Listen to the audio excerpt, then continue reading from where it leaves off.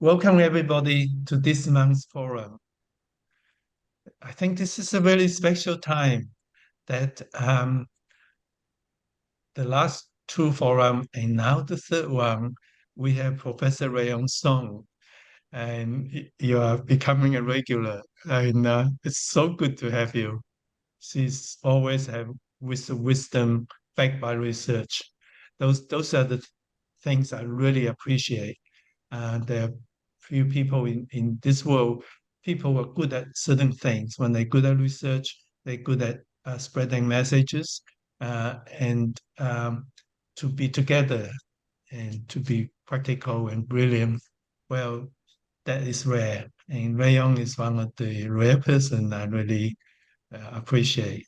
And I have great pleasure to introduce Professor Rhayun Song, who's going to talk to us about how to integrate research with the real life. Rhayun. The first slide, please. This is the conference venue, the Mass General Hospital, where the conference rooms were located. Next. This is the title, and actually, I was happy to see the title as it is. As you can see, the science of Tai Chi and Qigong is Whole Health Conference. As you know, Tai Chi is known as mind-body exercise with the unique features of physical, the aerobic type of exercise component, and mind-focusing component. The conference mission statement clearly show that advanced model of health recognize the interconnections of the body, mind, and spirit, enhance resilience, and promote health and natural environment that supports them. The whole sentences are very Tai Chi-like, I think, and very different from other styles of scientific conference. From the start, their mission statement focuses scientific research and mind-body focusing practice. Next. So the main purpose of this conference is to show how research connects the practice. Actually, there are two types of research regarding Tai Chi and Qigong. Some scientists are looking for what is Qi, what if Qi exists, how it flows, and consequently, how can we measure it? Because in science, in research, if we can measure something like Qi, that would be great, right? Other clinical scientists, as I part of this group, we are looking at the evidence of Tai Chi and Qi more indirectly. What are the effects? What are the underlying mechanisms to bring about the effects? What specific component of TCQ would lead to specific health effects? Next. Interestingly, we could find both types of research presentation at the conference. Biomedical researchers present what they believe how Qi exists and could be measured, as well as the others, we were presenting the effects of TCQ on various populations. For TCQ practitioners and teachers, we also discuss accreditation process from various perspectives. Next. These are actually the examples of various health benefits we found through Tai Chi and Qigong practice. And good news is that more and more clinical researchers show the cumulative scientific evidence of what we are doing. So from now on, I will summarize what we know so far from biomedical research and what is meant to the practitioners. The first biomedicine research mechanism is about where is Qi. Where is Qi? It's been more than 5 years that I heard this team presenting facial systems. This facial system, they proposed the assumption that this body-wide layered network of connective tissue actually could be the pathway of Qi, or somewhat connected with the meridian point. Unfortunately, it's still a long way to go to tie it up with the Qi pathway objectively enough to measure the quantity of Qi. Next. This is also what they present. Biofield physiology is another way to capture Qi. I remember when I was a research collaborator at Harvard 7 years ago, they were trying to measure electric flow during the acupuncture process at the meridian point. But at the time, the result was not, it was inconclusive because the electric flow, it was too weak to capture.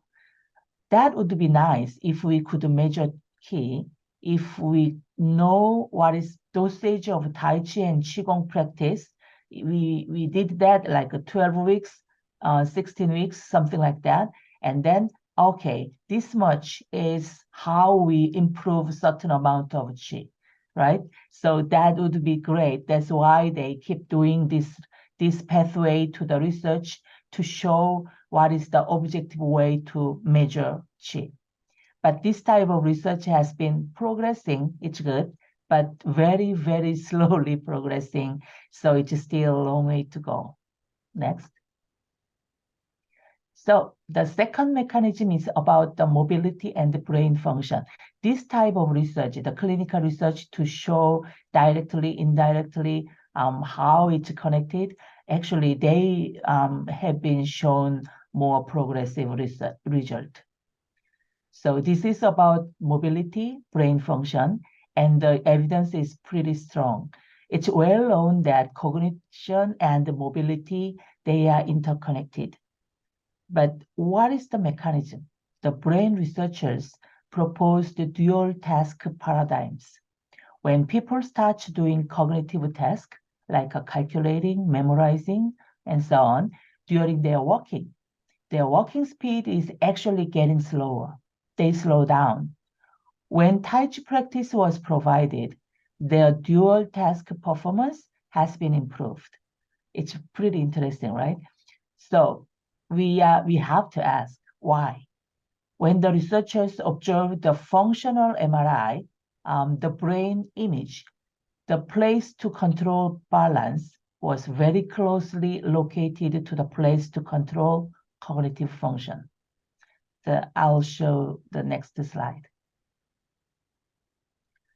So here is the direct and the indirect connection between balance and the cognitive function through Tai Chi and Qigong. Tai Chi is aerobic exercise, and when we do exercise, it increases brain volume.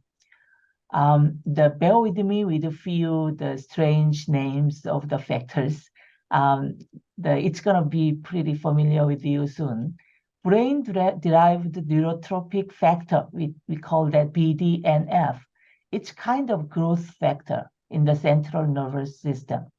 It serves as a neurotransmitter modulator and participates in neuronal plasticity. What does it mean?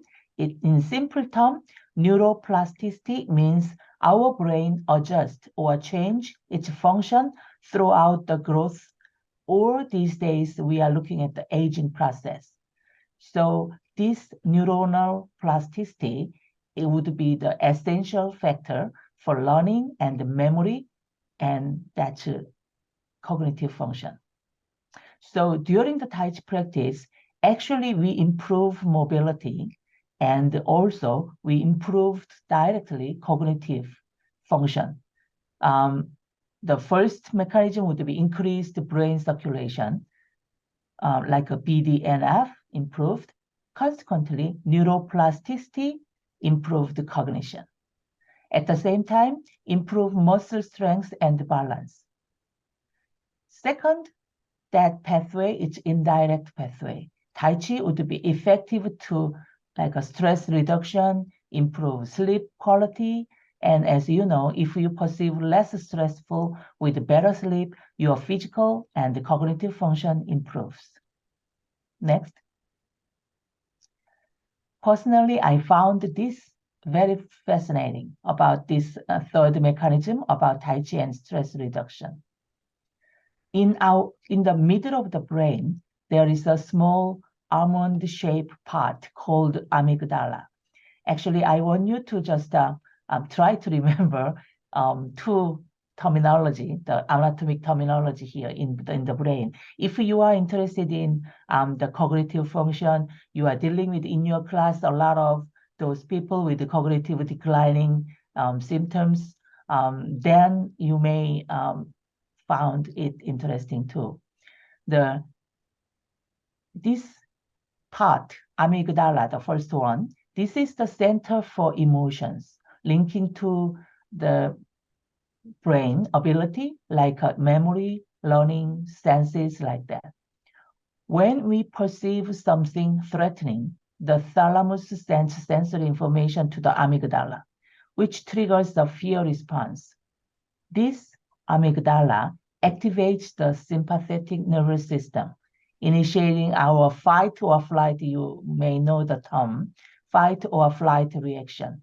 It also signals the hippocampus. This is the second anatomy term that I want you to be familiar with. It's going to show up a lot in cognitive research connected with Tai Chi. The hippocampus is to store memories of the fearful event so that we can avoid similar threats in the future. It was known atherosclerosis is the key to increase the risk for cardiovascular disease. This is very well-known fact. Nobody is looking at that already because we all accept that's the fact. When we perceive long-term stress, it's going to lead to higher amygdala metabolic activity, eventually to increase risk for cardiovascular disease. The researchers found that Tai Chi practice can actually change the risk stress neural network, leading to the beneficial effects on cardiovascular risk reduction.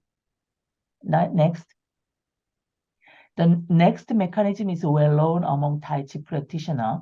A lot of studies found that Tai Chi improves postural control and eventually fall prevention, even when they compared with other types of exercise like walking. Why? Walking is also good intervention, we know that, to improve postural control and balance. But when we compare the Tai Chi versus walking, thanks to the principle of weight transfer, we always put one empty foot, then weight transfer, right, during Tai Chi walking. By doing that, it was 3 times longer duration of standing. It's like weighing on one leg than walking is. It means when you are doing the same amount of exercise, like we are doing Tai Chi for 30 minutes, then Tai Chi would be more effective to improve postural control compared to we are doing walking. So remember, we are talking about the brain part called amygdala and the hippocampus. Actually, hippocampus is the key for memory function, as I told you. But the recent research, they confirmed that hippocampus is the same thing that is charged for the memory function. It's connected to the postural control ability, balance. What does it mean? If we do Tai Chi long term to improve balance, it's going to improve neural network of amygdala and hippocampus. It consequently improves cognitive function. It could be one of many underlying mechanisms how Tai Chi practice actually improve mobility, balance, and directly to cognitive function among older adults. Next. Another presentation was about cost effectiveness of Tai Chi. The findings of fall prevention studies, actually they show this presentation that compare the 3 types of fall prevention program. When they calculate ROI, this is a return on investment. It means that you spent money, how much you can save it later. So the researchers, they found that net benefit of $510 with ROI 491%. It's pretty good, right? It was much higher percentage of ROI compared with other types of fall prevention exercise. This type of research, it may seem different from other types of presentations, but actually this type of research is particularly important because when the evidence is accumulated enough like that, then the government body, they would decide to include Tai Chi practice as part of paid intervention activities, like the activities at the primary healthcare system. If they open the Tai Chi class there, then it's covered by the insurance or government fund. Next. This is some experiential session to introduce Tai Chi and Qigong to people and give them a chance to follow the movement. Dr. Lam was explaining the Tai Chi for Health program to them. And actually, we were happy and actually surprised to see how many people, the participants, come to the session because it was the concurrent. There were like almost 10 other concurrent sessions going on, but this much they came to this session to see that. We feel that this session was too short, so that was our feedback to the conference.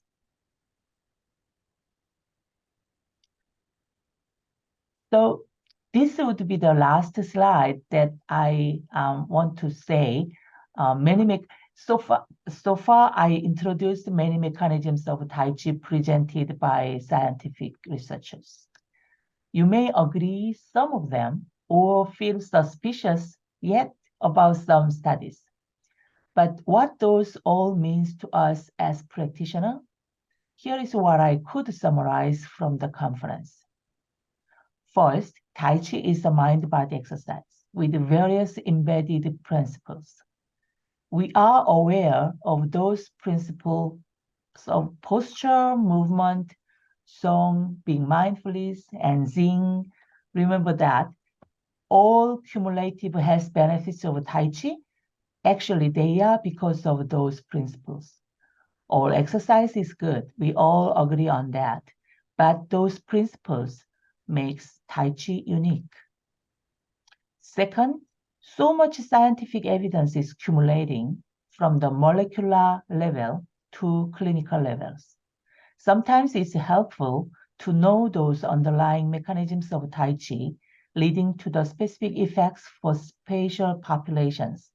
That information may give us the reason to be aware of the safety precautions for those specific populations and also how we're going to adjust our program, the specific features for better outcomes.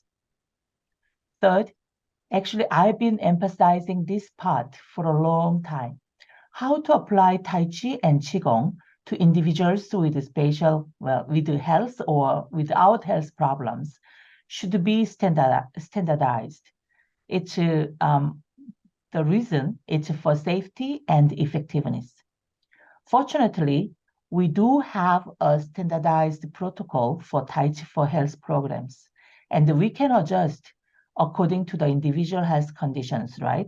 We can start by sitting, standing, walking like that, or we can repeat basic movements and so on. So I'm sure this protocol-based strategy would be very helpful to disseminate Tai Chi to more people safely and effectively. The last, but not the least, this is my another emphasis to you. The research subject actually should be coming from the practice to have the right implications. If the researchers are doing the research for the sake of research, that what they are doing is only experimental play.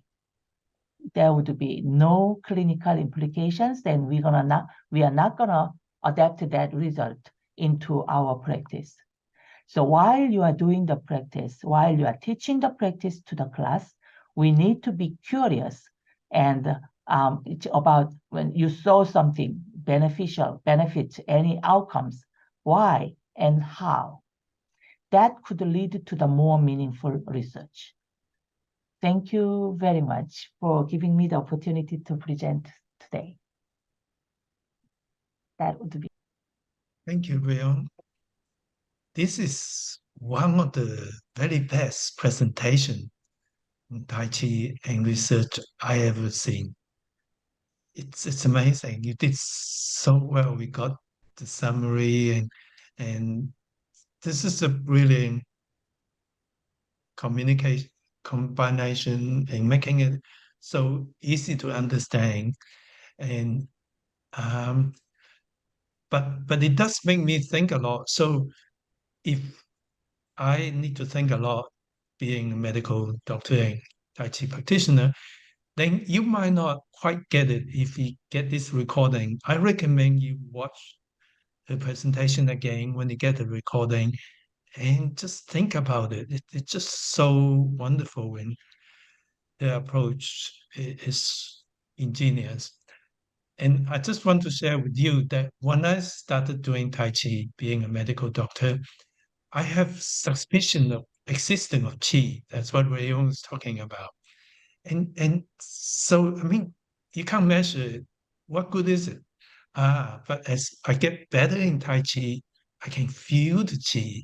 And I say to myself, it doesn't matter. It feels great, wonderful, good feeling.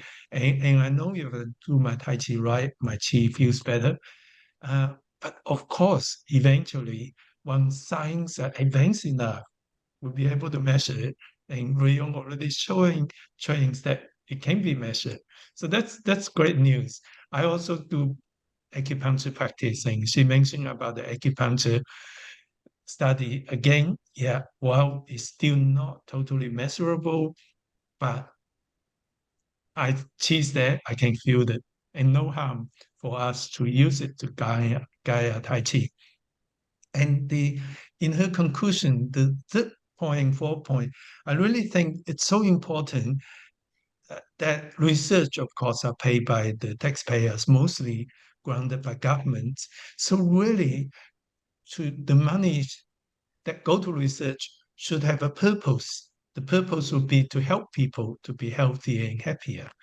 And she mentioned about the ratio of return of investments, how much Tai Chi bring more money, more benefit to people.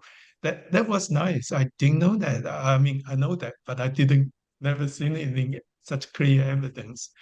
That's fantastic. The other thing is about standardized some sort of standardization for safety efficacy will protect the public and bring better benefit. And I totally agree.